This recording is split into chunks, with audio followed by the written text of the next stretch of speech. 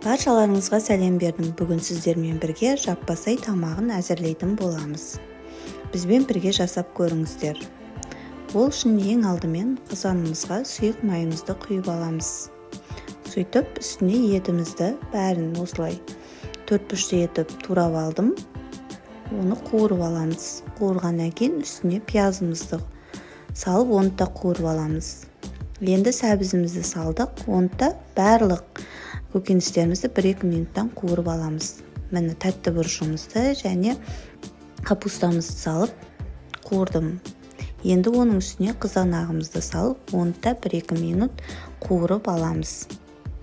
Міне қуырып алдық. Енді қазанның қақпағын жауып 15-20 минут бұқтырып аламыз. Енді қамырына су, жұмыртқа, тұз және ұн қосып, қатты емес, жұмсақ емес, орташа етіп қамыр илеп қоямыз.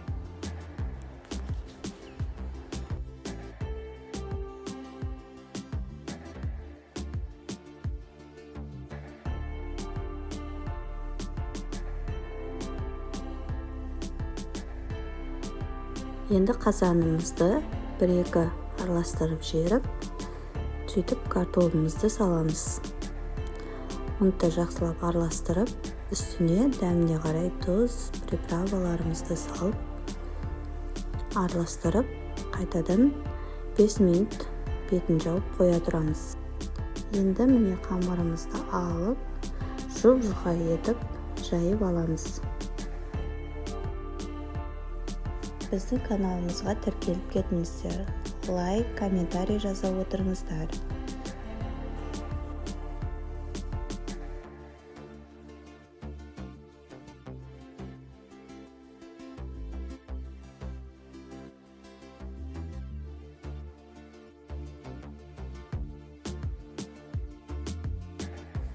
Міне жұп-жұқа етіп жайып алдық. Енді оның үстіне сұйық майымызды осылай бір келге етіп жағып шығамыз.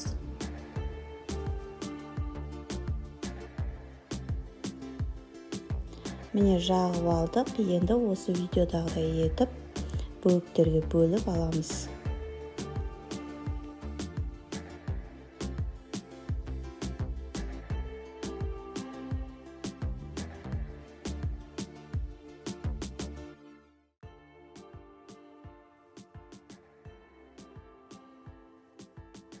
Енді міне 5 минуттан кейін бір бокал суымызды құйып, жаңағы бөліктерге бөліп алған қамырымызды бір-бірлеп бәрін орналастырып шығамыз бетіне.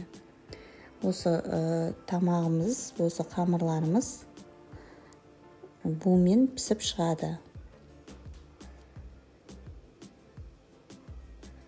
Міне бәрін орналастырып алдық. Енді қақпағын жауып 15-20 минут қамыр піскенше қойып қоямыз. Астын жай отта пісіретін боламыз. Міне пісіп шықты. Бәрін енді тарелкаларымызға осылай орналастырып, начинкасын бетіне қойып ұсына береміз.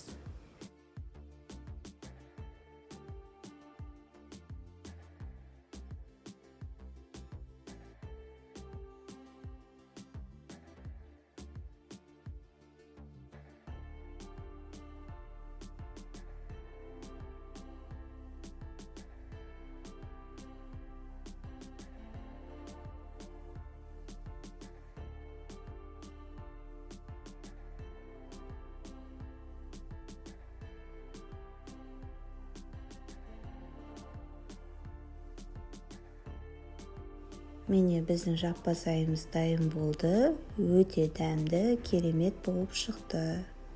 Бізбен бірге болғандарыңызға көп-көп рахмет. Ас болсын.